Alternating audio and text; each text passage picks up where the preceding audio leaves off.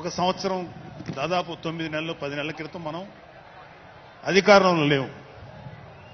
అప్పుడు మనకి ఎలాంటి విషయాన్నైనా ఏ విషయాన్నైనా తీవ్రంగా మాట్లాడగలిగేటువంటి శక్తి ఉంది.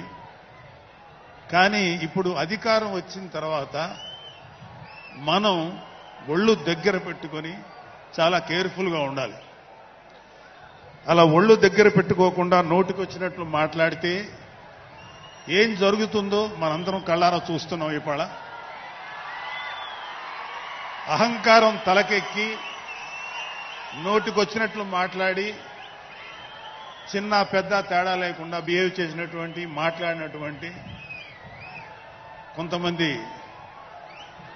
ప్రతిపక్ష అని చెప్పలేములేండి, ప్రతిపక్షం లేదు కదా, నాయకులకి ఏం జరిగిందో తెలుసుకున్నాం.